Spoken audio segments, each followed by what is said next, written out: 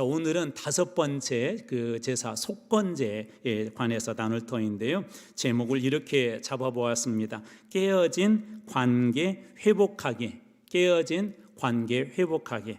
자, 사진 한 장, 지금 PPT가 제대로 안 넘어가고 있습니다. 사진 한 장 보겠습니다. 야경 사진을 하나 보여주세요. 네. 자, 이게 무엇처럼 보인가요? 뭐 아이스케이크 그러면 안 됩니다. 무엇처럼 보이죠? 네, 다리. 혹시 저 다리가 어느 다리인지 아시는 분? 제가 모를 줄 알고 저 사진 든 거예요. 자, 힌트 하나 더 드릴게요. 서울에 있습니다. 네, 한강에 있어요. 한강에. 맞춰보세요. 무슨 다리 같아요? 아마 서울에 사시는 분들도 저 그림만 보고는 이제 야경인데 어디 다리인지 맞히기 어려울 거예요. 저 다리는 방화대교입니다. 방화대교. 네, 방화대교의 야경을 이렇게 찍어 놓은 그런 사진인데요. 한강의 그 다리 중에 그 하나이죠. 자, 또 다른 질문이 나갑니다. 자, 그렇다면 지금 2025년도 현재 한강의 다리는 몇 개일까요? 그냥 막 찍어도 괜찮습니다. 네? 10개요? 우리 이미자 권사님은 좀 좁으신 것 같아. 더 크게 쓰세요. 네? 11개요? 우리 장로님 저 크신 분인 줄 알았는데 너무 작게 쓰셨어요. 그거보다 훨씬 더 많아요. 자, 정답을 얘기할게요. 32개. 여러분도 잘 모르셨죠? 이게 서울을 사신 분들도 모르는 사실을 지금 여기 계신 분들에게 제가 알려드린 겁니다. 그 중에 대교가 28개고요. 철교가 4개, 그래서 현재 32개가 있답니다. 자, 이 다리를 놓은 그런 목적들이 있을 거예요. 보통 서울은 강남과 광북으로 이렇게 나누는데 이 다리를 통해서 강남과 광북이 어떻게 연결이 되죠. 또 서울을 발전시키는데 이 다리들이 중요한 역할을 했을까요? 안 했을까요? 중요한 역할을 하게 되고, 또 강남과 광북을 사람들이 왔다 갔다 하면서 소통도 하고 서로 교제도 하고 놀기도 하고 할 수 있는 중요한 역할을 하는 것이 바로 저 다리입니다. 자, 그렇다면 저 다리가 무너지게 된다면 어떤 일들이 발생할까요? 다양한 일들이 발생하겠죠. 지금은 많은 사람들이 출퇴근할 때 버스, 자가용 또 이렇게 전철을 이용해서 하는데, 만약에 서울에 이 한강의 다리들이 다 파괴되거나 무너지게 된다면 출근하는 일들, 또 이 강남과 광북에서 서로 물건을 주고받는 일들, 많은 것들이 복잡해질 것입니다. 어려워질 것입니다. 마찬가지로 우리의 인생에도 각자 우리 나름대로의 여러 가지 그 다리들이 있습니다. 다리, 서로 연결해 주는 것이 있다는 거예요. 부모와 자식 간의 다리도 있을 것이고, 친구와 친구를 연결해 주는 다리도 있을 것이고, 또 우리 교회 안에서도 성도들끼리 연결해 주는 그런 다리들이 있습니다. 이 세상의 다리들도 무너지게 되면 많은 것들이 불편해지고 어려워지는 것처럼 관계의 다리도 무너지게 되면 상당한 불편함을 우리가 느낄 수밖에 없는데요. 가장 큰 우리 성경에서 얘기하는 관계의 다리를 무너지게 하는 것이 있는데, 그것은 바로 죄라는 것입니다. 죄. 대표적인 말씀이 이사야 59장 2절, 여러 번 보았는데 제가 한 번 더 읽어드리겠습니다. 오직 너희 죄악이 너희와 하나님 사이를 갈라놓았고 그 다리가 무너지게 했고, 너희 죄가 그의 얼굴을 가리워서 너희에게 듣지 않으시게 함이니라. 하나님과 하나님 사이를 갈라놓은 거, 무너진 거, 하나님과 하나님 사이 그 관계를 깨트린 게 뭐라는 걸 알 수가 있죠? 죄라는 걸 우리 알 수가 있습니다. 죄가 들어오게 되면 신뢰가 무너지게 되고요. 죄가 들어오면 우리의 믿음이 깨어지고요. 죄가 들어오게 되면 마음이 상해서 이 좋았던 그런 관계들조차도 무너져 버립니다.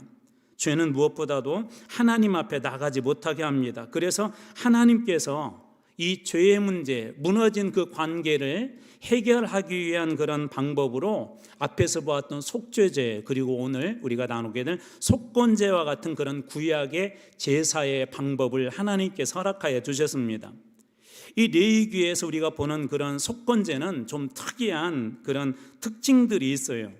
이 속이라는 말은 무엇인가를 이렇게 빼준다, 제해준다, 없애준다는 의미가 있거든요. 속 죄제할 때는 죄를 사해주는 제사다라는 그런 의미가 있는 것처럼 속건제도 같은 의미가 있습니다. 그러나 단순히 죄를 용서받는 그런 제사가 아니라 이 다리가 무너진 그 다리를 다시 복원하는 것처럼 관계를 회복하게 하는 그런 제사가 바로 이 속건제입니다. 그래서 여러분들이 속건제 그러면 회복, 조금 더 길게 하자면 관계 회복의 제사다라고 머릿속에 염두에 두시면 이 속건제를 이해하는데 아주 여러분들이 쉽게 이해할 수 있을 것입니다. 이 속건제는 히브리어로 아샴이라고 그래요. 아샴이라고 하는데요, 손해배상 혹은 부채라는 그런 뜻이 있는데요, 우리말 성경에서 허물이라는 단어로 이렇게 번역이 되어서 이 건자가 허물건자를 써요. 허물건자. 그래서 허물을 용서받는 그런 제사인데 여기에 중요한 특징이 있는데요, 바로 실제적인 배상이 이루어진다는 것입니다. 그래서 하나님께 우리가 손해를 끼치는 죄도 있고요, 또 이웃에 대해서 손해를 끼치는 죄가 있어요. 손해를 끼치게 되면 어떻게 되죠? 어떤 사람이 여러분들에게 소위 사기를 쳤어요. 그러면 그 사람하고 여러분들하고 관계가 더 좋게 발전하는 거예요? 아니면 점점 더 멀어지는가요? 그렇죠. 점점 더 멀어지죠. 누군가가 우리에게 손해를 끼치게 되면 그 관계는 점점 더 멀어지게 되어 있습니다. 그래서 이 속건제에 두 가지 중요한 그런 적용의 대상이 있는데, 하나님께 대한 것 그리고 이웃에 대한 것, 이 두 가지가 오늘 본문의 그 내용입니다. 속죄제는 하나님과 관계에서 죄 자체가 중요했다면, 이 속건제는 하나님과 사람 모두에게 끼친 손해를 회복하는 제사예요. 이게 속죄제는 죄의 초점이 있죠. 죄의 초점이 있다면 이 속건제는 이 죄의 문제를 뛰어넘어서 끼친 손해를 회복해 주는 것이 게 실제적인 그런 배상이 이 속건제에는 반드시 따라야 합니다. 이게 실제적인 배상이 없는 것은 이 속건제사가 아니에요. 하나님은 단순히 우리가 마음으로 미안해 혹은 회개합니다라고 하는 거기에 머문 것이 아니라 피해를 돌려주는 실제적인 회개를 요구한다는 교훈을 주는 것이 바로 이 속건제의 그런 제사입니다. 우리가 잘 아는 이야기 중에 삭개오가 예수님을 자기 집에 이렇게 모시고 나서 그런 얘기를 하잖아요. 내가 이런 손해를 입혔으면 이렇게 갚겠습니다. 이런 손해를 입혔으면 이렇게 하겠습니다라고 하는 것이 바로 속건제의 그런 일종입니다. 자, 그렇다면 첫 번째로 하나님과 깨어진 관계 회복에 대해서 말씀을 한번 살펴보도록 하겠습니다. 15절입니다. 누구든지 여호와의 성물에 대하여, 자, 누구든지 너희들이 하나님의 백성들이냐, 그러면 누구든지, 자, 무엇에 대하여서 그렇게 말씀하시죠? 여호와의 성물. 성물이 뭐죠? 성물. 구별하여서 하나님께 드린 물건, 그렇게 직역하시면 돼요. 자, 우리 똑같은 이 마이크인데 세상에 있는 거하고 여기에 있는 마이크 다른 것이죠. 이 마이크는 우리가 성물이라고 그래요. 하나님께 구별해서 드리는 거. 여러분들이 앉아있는 의자, 세상에서도 의자가 있지만 그 의자하고 의자 이거 다른 건 뭐죠? 성물, 구별하여서 하나님 앞에 드린 거라는 거예요. 이 성물에는 이런 물건뿐만 아니라 포괄적 개념이 있는데 그것은 뒤에서 한 번 더 설명하도록 하겠습니다. 다시 말씀 봅니다. 누구든지 여호와의 성물에 대하여 부지 중에 범죄하였으면 여호와께 속건제를 드리되, 자, 여호와의 성물에 대하여 부지 중에 범죄하였으면 무슨 제사를 드려야 된다?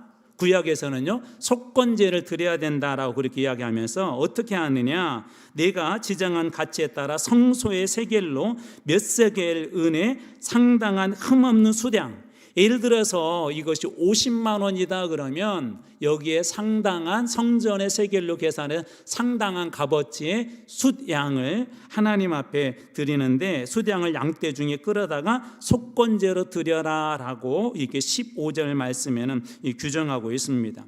다시 말해서 하나님의 소유로 구별한 모든 것들에 그 대해서 혹 손해를 끼쳤다거나 피해를 입혔을 경우에 부지 중이라도 손상하거나 혹은 그것에 대해서 문제를 일으켰으면 하나님 앞에 속건제를 드리는데, 회복의 절차는 이 흠없는 수량을 드리는 거예요.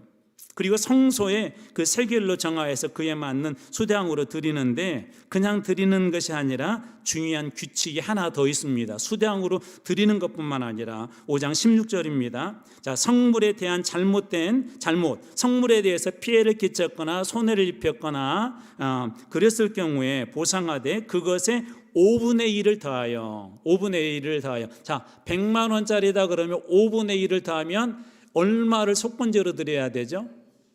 야, 우리 장로님 정말 계산 빠르신 것 같아요. 네, 120만 원을 드리죠. 그죠? 5분의 1이니까 20%죠. 20%를 더해서. 그러니까 원래 100만 원짜리인데 이 100만 원짜리가 문제가 생겼어요. 나의 잘못으로 인해서. 제사 드릴 때는 얼마로 더 갚는 거예요? 120만 원으로 드리는 것입니다. 자, 5분의 1을 더하여 제사장에게 줄 것이요, 제사장 그 속건제 수량으로 그를 위하여 속죄한즉 그가 사함을 받을 것이다. 부주 중에 성물에 대하여 잘못한 그 죄를 그렇게 되면 용서받을 것이다 라고 그렇게 이야기합니다. 이 당시에 왜 20%라고 하냐면, 오늘날에는 그런 개념은 없는데요, 이때 당시 20%의 경제적인 보상은 상대에 대한 일종의 신뢰적 행위였대요. 내가 당신을 신뢰합니다, 당신을 믿습니다 라고 하는, 그게 경제적으로 20%였답니다. 그래서 고대 사회에서는 20% 가산 그 배상은 진심 어린 사과의 경제적인 표현이 돼요. 그냥 우리가 말로도 정말 죄송해요, 제가 이걸 깨뜨려서 미안해요, 그 진심 어린 그런 말의 표현도 할 수 있지만, 거기다 20%를 더함으로써 내 말이 그냥 말뿐만이 아니라 진심이라는 걸 표현하기 위해서 경제적으로 거기다 가산 20%를 한 것이라는 것이죠. 그러면서 그 안에는 다시는 이런 일이 없을 것입니다, 제가 조심하겠습니다, 그러니 용서해 주십시오 라고 하는 진심이 담긴 그 보상이 20%입니다. 피해자에게 실질적으로 손해를 보상하고, 그리고 그것을 통하여서 그 관계를 다시 회복하기 위해서 하는 게 이 바로 경제적인 보상 20%였습니다. 자, 그렇다면 오늘 우리는 어떻게 이것을 우리의 삶 속에 적용할 수 있을까요? 자, 성물이라는 개념으로 다시 한번 돌아가요. 성물이 뭐라고 그랬죠? 구별하여서 하나님 앞에 하나님께 드린 것이라고 그랬죠. 자, 여러분 빨리 상상을 해보세요. 생각을 해보세요. 자, 그렇다면 포괄적 개념으로 볼 때 여러분에게도 각자 가지고 있는 성물들이 있어요. 자, 이런 물건 말고 여러분들에게 하나님이 주신 성물들이 있어요. 빨리 한번 생각을 해보세요. 나에게도 성물이 있다고? 내가 하나님 앞에 이것만큼은 내가 하나님 앞에 내가 드렸습니다라고 한 그 성물이 있다고 빨리 생각해 보세요. 어떤 것들이 있을까요? 자, 그 중에 하나는 이거예요. 자, 우리 예배에 관한 것들입니다. 예배 시간. 하나님, 우리가 예를 들어서 수요 예배, 이날은 저희가 7시 반에서 적어도 8시 반에 1시간은 하나님 앞에 드리겠습니다 라고 하는 일종의 하나님 앞에 드린 거죠. 이거 하나님 앞에 우리가 약속한 시간이에요. 제가 공예배 얘기하면서, 공예배는 하나님과 우리 교회가 약속한 거예요. 물론 하나님은 언제나 우리 가운데 임재하세요. 하나님은 언제나 우리 가운데 계세요. 그렇지만 하나님, 다른 시간은 저희가 삶 속에서 이렇게 드리지만 그 예배 시간을 통해서 하나님 오세요. 예배 시간 가운데 제가 하나님 앞에 영광 돌리길 원해요. 하나님과 만나기를 원해요. 하나님 임재해 주세요 하고, 이 공예배는 하나님 앞에 우리가 구별해서 드린 것입니다. 자, 우리가 주일이라고 하죠. 주일. 우리 세상에서는 일요일이라고 이야기하지만, 중국어에서는 혹시 뭐라고 했다고 한지 생각나세요? 싱치티엔이라고, 이제 티엔이 하늘천자거든요. 하늘의 날이라고 그래요. 참 중국어를 보면 깜짝깜짝 이렇게 놀릴 때가 있거든요. 또 그날을 리바이 티엔이라고도 하거든요. 리바이가 예배라는 말인데 예배 드리는 날이에요. 안 믿는 사람들인데 중국 사람들이요, 그날을 리바이티엔이라고도 하기도 해요. 한자 속에 어떤 그런 의미도 숨어 있다는 그런 얘기도 여러분 들어보셨을 것 같아요. 자, 우리가 주일은 뭐죠? 구별하여서 하나님 앞에 드린 날이에요. 물론 다른 날도 우리가 거룩하게 살아야 되지만 그날은 특별히도 하나님을 위해서 드리는 날이기 때문에 우리가 주일이다 그렇게 이야기합니다. 자, 예배 시간 우리가 1시간 드리기로 했기 때문에 그 시간도 성물이죠. 포괄적 의미에서 볼 때 성물이, 그 시간을 우리가 빠진다거나 아니면 내 스스로 줄여버린다거나 그래서는 안 된다는 것입니다. 또 어떤 성물들이 있죠? 여러분들 한번 생각해 보세요. 또 하나님 앞에 드리는 우리 11조도 일종의 성물이죠. 하나님 앞에 드리는 이 예물도 마찬가지입니다. 또 어떤 것들이 있죠? 우리 직분도 그런 것 아닙니까? 자, 여러분에게 질문이 옵니다. 직분은 담임 목사가 여러분들에게 주는 것, 혹은 당회가 여러분들에게 주는 것이다, 아니면 하나님이 여러분들에게 준 것이다. 어떤 게 맞죠? 그죠? 하나님께서 여러분들에게 그 직분을 주신 거예요. 서리집사라는 그 직분에 합당하게 하나님 앞에 교회 안에서 그 역할을 감당하도록 주시고, 또 권사라는 직분에 합당하게, 안수집사라는 직분에 합당하게, 장로라는 직분에 합당하게, 목사라는 직분에 합당하게 하나님 앞에 그렇게 쓰임받도록 우리 각자가 하나님 앞에 드려야 되는 그런 성물이 있어요. 성물. 하나님께서 우리들에게 그냥 이렇게 장식품으로 준 게 아니라는 거예요. 다시 이런 말로 좀 바꿔볼게. 거기에 맞는 책임들이 있다는 거예요. 책임. 직분자가 우리가 되었다는 것은 하나님께서 우리에게, 야, 너 시간을 조금 더 구별해서 다른 사람보다 좀 더 기도해, 다른 사람보다 좀 더 말씀 봐, 다른 사람보다 조금 더 열심히 봉사해, 교회 안에 이 예배를 위해서, 또 성도들을 이렇게 교제를 위해서 섬겨라고 하나님께서 우리들에게 직분을 주신 것이죠. 이것도 포괄적인 의미에서 하나님께서 우리에게 주신 성물들이에요. 이건 장식품이 아니란 말이에요. 거기에 맞게 우리가 살아내게 될 때 우리는 하나님 앞에 이 바르게 산 겁니다. 그러지 못할 때 드리는 게 이 속건 제물이에요. 또 우리가 하나님 앞에 우리는 헌신자로서 모두 다 이렇게 쏘죠. 세례를 받을 때 몇 가지 질문을 하죠. 주일 성수하겠습니까? 또 뭐 공예배 드리겠습니까? 또 교회의 질서에 복종하겠습니까? 이 세례받을 때 그런 교육도 하고 이 모든 것들을 하는데, 여러분 헌신은 어떤 의미가 있죠? 자, 여러분 제가 이야기 해볼 테니까 헌신인지 아닌지 여러분이 한번 판단해 보세요. 교회 일을 정말 열심히 해요. 정말 열심히 하는데 내가 좋아하는 것만 열심히 해요. 그리고 내가 싫어하는 건 이렇게 안 해요. 내가 싫어하는 것은 봉사를 안 해요. 자, 이것은 헌신일까 아닐까? 정말 열심히 해요. 사람 볼 때도, 다른 사람이 볼 때도, 야, 저 사람 정말 열심히 하네, 그렇게 이야기해요. 자, 그런데 내가 좋아하는 것만 열심히 해요. 내가 싫어하는 것은 안 해요. 헌신일까 아닐까요? 여러분, 헌신은 선택이 아니라 헌신은 순종이에요. 헌신은 선택이 아니에요. 때로 어떤 때는 하나님께서 우리들이 그런 거 요구하실 때 있잖아요. 선지자들 보세요. 선지자들. 하나님께서 때로는 그 선지자들이 요구하는 게 도를 넘은 그런 요구들이 있거든요. 그런데도 선지자들을 헌신했다는 이유는 뭐예요? 내가 원하는 것만 하는 것이 아니라 원하지 않지만 하나님께서 하라 하시기 때문에 그것을 하기 때문에 우리가 헌신했다라고 한 것입니다. 이 모든 것들이 바로 하나님께서 우리에게 주신 성물들이에요. 우리가 감당해야 돼. 단순히 교회 안에 물건을 우리가 아끼고 소중히 여기고 하는 그런 것들뿐만 아니라 나에게 맡겨진 직분, 내가 해야 될 사역, 나에게 맡겨진 하나님께 베풀은 그 일들을 잘 거기에 맞게 감당해내는 사람에게는 이 속건제가 필요 없지만, 만약에 그렇지 못했을 때는 어떻게 한다고요? 먼저 거기에 대해서 이 배상을 하고 20%를 더 플러스해서 배상을 하고 이 속건제 제사, 순양으로 제사를 드려야 한다라고 그렇게 이야기합니다.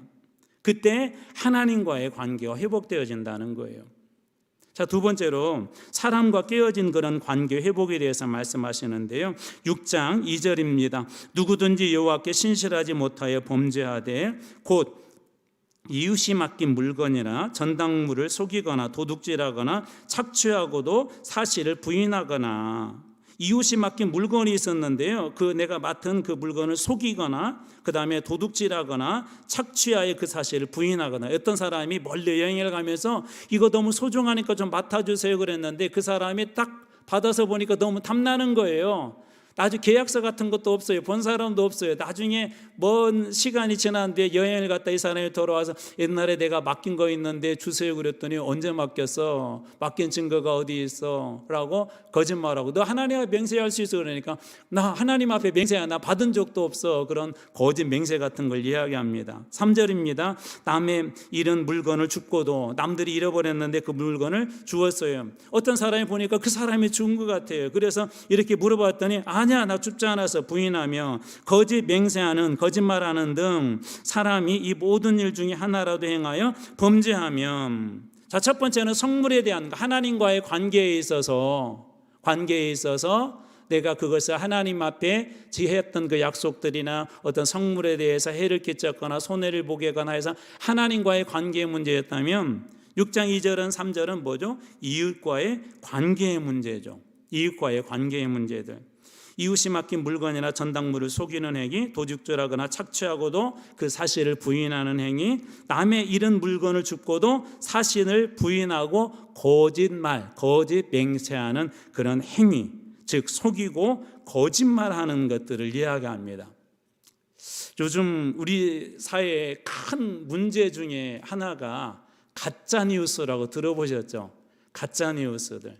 또 이렇게 가짜 거짓말로 이렇게 신고하는 것, 최근 며칠 사이에 이게 좀 막 연쇄적으로 일어나고 있는 것 같아요. 폭발물 설치했다, 우리 광주에서도 그런 일 있었다고 하더라고요.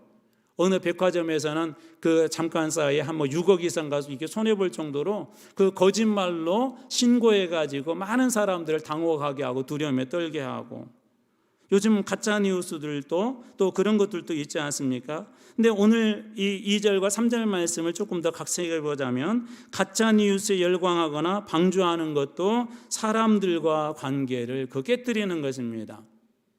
그리고 가짜 뉴스를 들을 때 가짜 뉴스들은 때때로 엄청난 그런 피해들을 이렇게 가져오기도 하죠.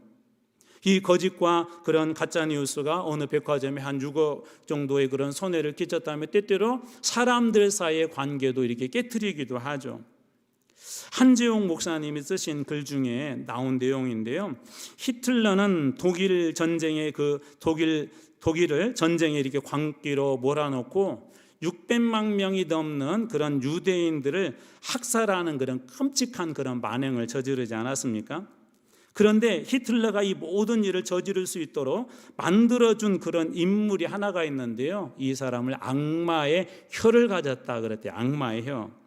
나치의 선전부 장관인 파울로 요제프 괴벨스라는 사람이 있었는데, 이 괴벨스라는 사람이 있었는데 그는 천부적인 달변가로 교묘하게 히틀러는 신격화하고요, 대중들의 마음을 조정하는 이게 귀재였대요. 그의 무기는 말이었답니다. 오늘날 SNS도 없었는데 아주 그의 말이 얼마나 탁월했는지 모른대요. 사실을 절묘하게 비틀고 감정을 극대화해 거짓을 반복해서 진실로 믿게 하는데 그런 귀재였다고 합니다. 요즘 우리 사회에서 나타나고 있는 현상 중에 하나이죠. 어떤 사람들은 우리가 봐도 지금 극단적으로 나와 있는 그 형편을 여러분 잘 보십시오. 사실이 아닌데 사실처럼 믿고 있는 사람들이 있죠. 왜 이런 현상들이 발생할까? 여러 가지 이유들이 있어요.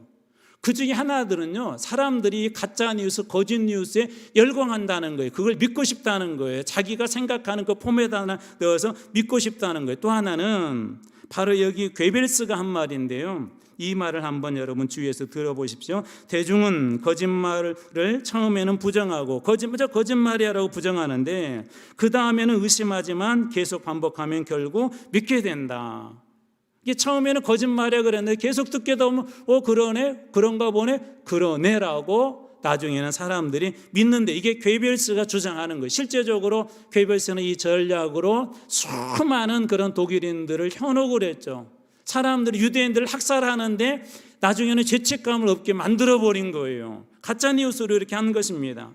거짓말도 계속 반복하면 결국 사람들을 믿게 된다는 것이죠. 그래서 어떤 그 학자가 쓴 글을 보니까 가짜 뉴스의 원조가 바로 이 괴벨스다라고 하는 그런 재미있는 글을 썼더라고요.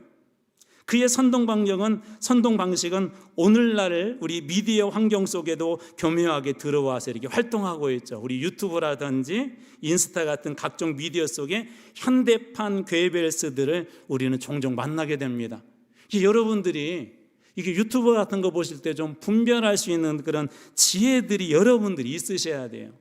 그게 의견인지, 아니면 그게 진실인지, 아니면 그게 선동인지, 우리가 이것을 미디어 리터러시라고 하는데요. 이게 비판적 사고로 그 미디어를 보는 거, 이게 진짜냐 가짜냐 선동이냐 한번 그것을 비판적 사고로 보자는 것인데요. 바로 이러한 미디어 리터러시 같은 그런 능력들이 우리들에게 훨씬 더 필요한 그런 시대가 되어져 버렸습니다.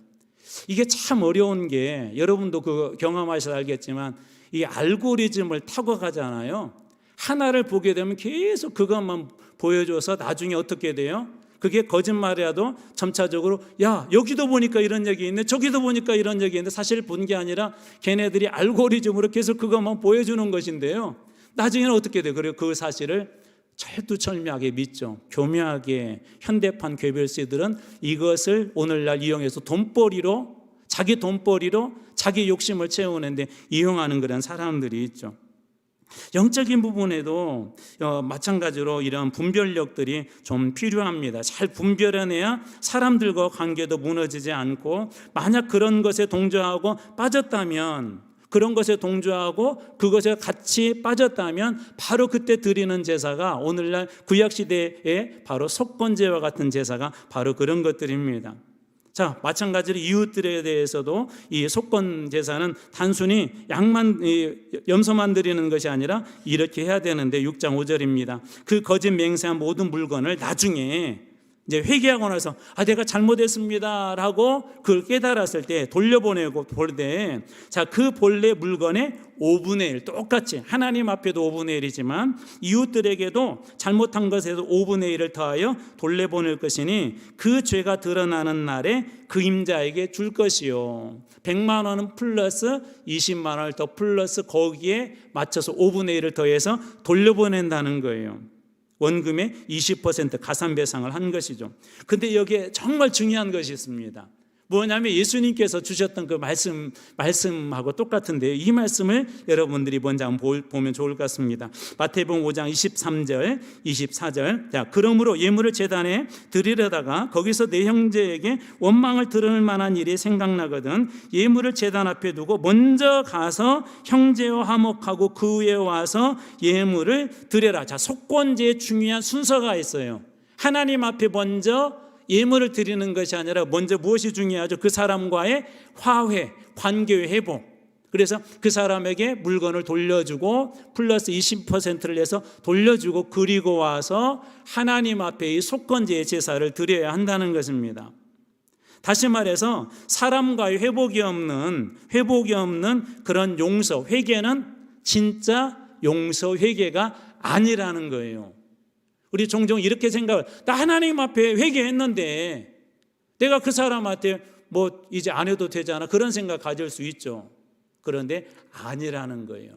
하나님 앞에 회개하는 것도 중요하지만 먼저 그 사람하고 관계에서 잘못된 것에 대해서 자기가 사과하고 용서를 구하고 진심 어리게 그거에 대해서 용서를 구하고 용서를 받고 그리고 나서 하나님 앞에 진심 어린 회개를 하라는 것입니다.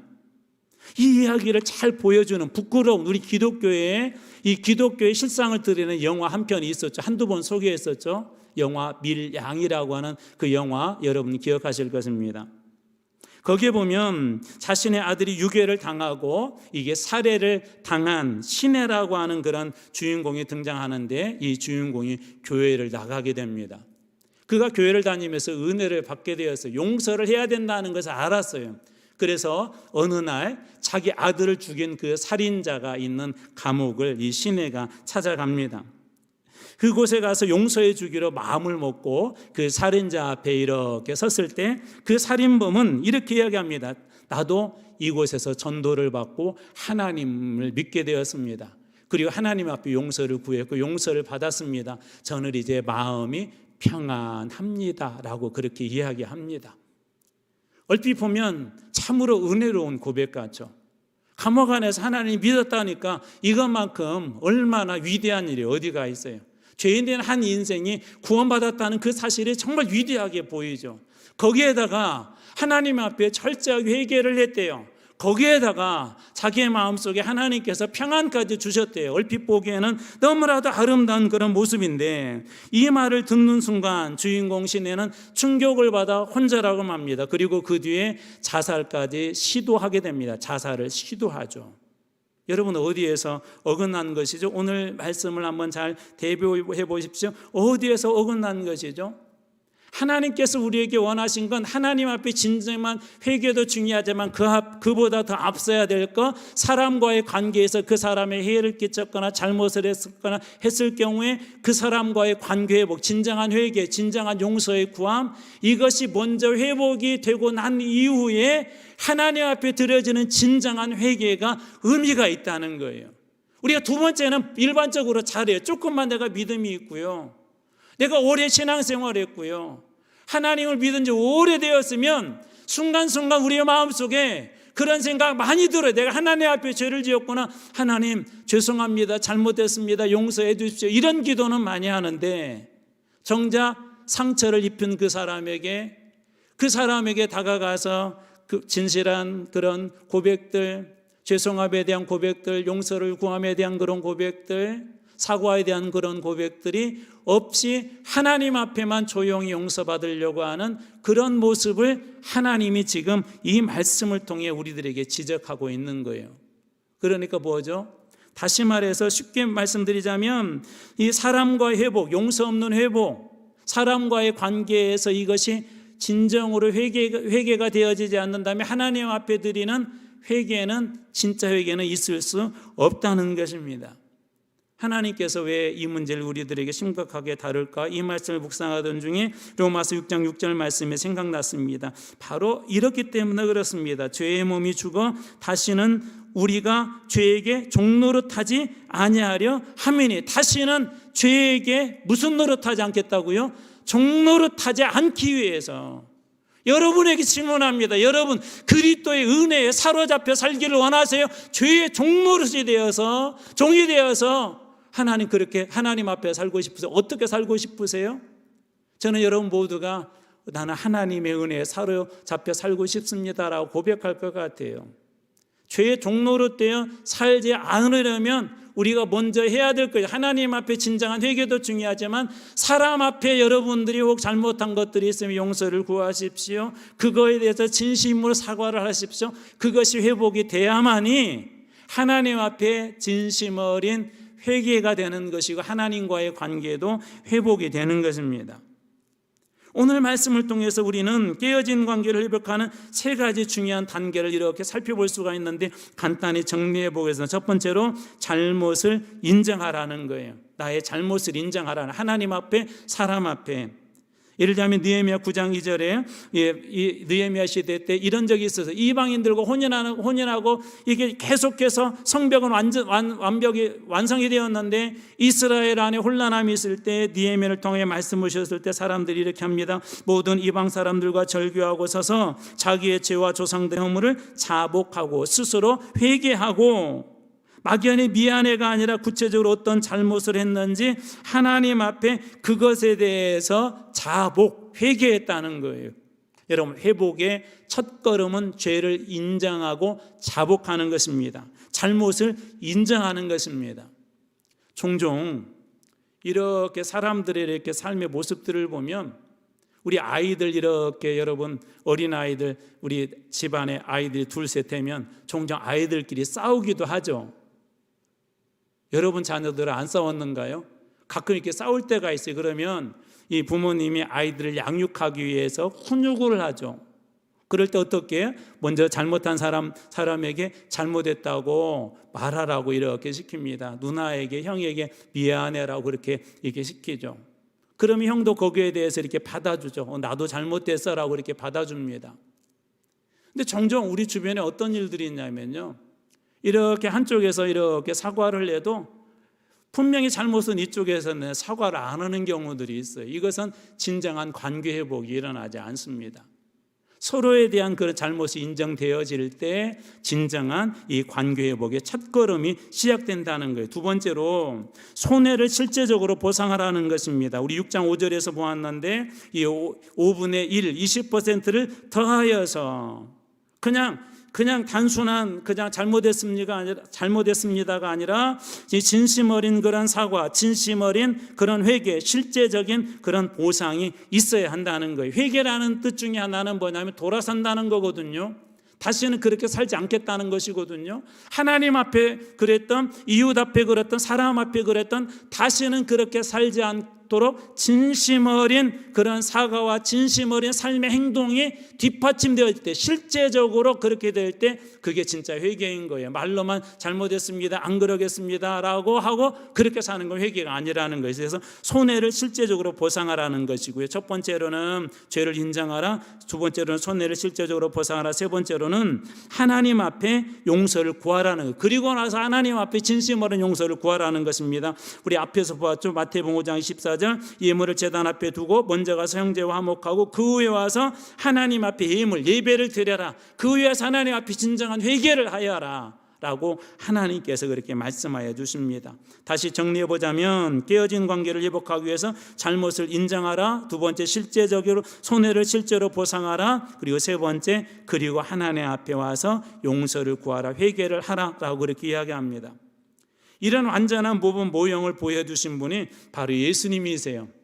예수님, 우리가 속죄의 제물로만 생각하고 있지만 예수님은 속건의 제물로도 예수님이 들어주셨어요. 그래서 예수님에 대해서 가장 잘 예언을 한 이사야, 그 중에서도 이사야 53장은 예수님에 대한 이야기, 장차 그리스도에 대한 이야기로 되어 있는데 그 중에 한 말씀 보겠습니다. 이사야 53장 10절, 여호와께서 그에게 상함을 받게 하시기를 원하사, 그에게는 장차 오실 그리스도 예수를 이야기해요. 질고를 당하게 하셨은즉, 자, 그의 영혼을 무슨 제물로 드리기에? 속건 제물로. 그러니까 예수님은 속죄의 제물뿐만 아니라 어떤 제물로도 드려진 거예요? 속건 제물로 하나님 앞에 드려졌던 것이죠.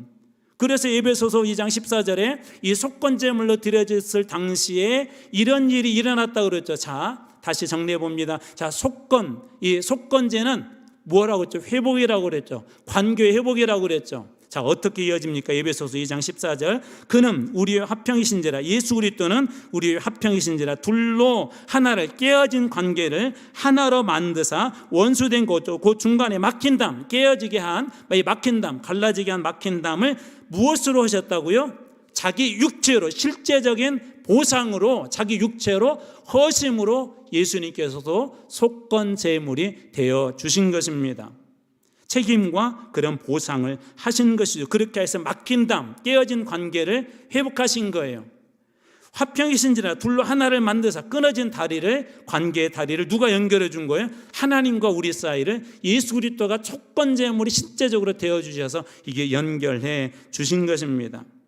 이처럼 관계 회복에는 반드시 책임과 배상이 따라야 돼요. 여러분, 하나님과의 관계 회복도 마찬가지예요. 우리가 보통 감사하는 제물은, 이렇게 예물은 많이 드리죠. 그렇죠? 하나님 이거 감사합니다, 저거 감사합니다. 근데 제가 오늘 이 말씀 보면서, 야, 우리가 하나님 앞에 이 잘못을 때 이런 예물도 드려야 되겠다 그런 생각이 들더라고요. 하나님 깨닫게 해주셔서 감사합니다. 하나님, 제가 다시는 이렇게 살지 않겠습니다 고백하고 드려지는 우리의 삶의 그런 고백들, 책임과 보상이 있는 바로 그것으로 이어질 때 진정한 오늘날 우리 현대의 속건제사를 드릴 수 있는 것입니다. 예수 그리스도가 이미 거대한 다리를 놓으셨기 때문에 이제는 우리 차례입니다. 작은 다리 하나하나를 세우는 속건제의 제사를 잘 드리는 여러분들 되어서 하나님과의 관계, 이웃과의 관계가 형통함으로 하나님이신 그 축복을 마음껏 누리는 여러분들 다 되시길 주님의 이름으로 축원합니다. 오늘의 말씀 우리 한 절입니다. 우리 한번 같이 한번 읽어 보도록 하겠습니다. 같이 한번 읽습니다. 오늘의 말씀 한 문장입니다. 시작. 책임과 배상으로 깨어진 관계를 회복하라. 자, 속건제는 반드시 책임과 배상이 있고 관계 회복으로 이어져야 함을 오늘 말씀을 통해 나누었는데요. 여러분들에게도 이 회복에 놀라운 은혜가 있길 주님으로 축원합니다. 기도하겠습니다.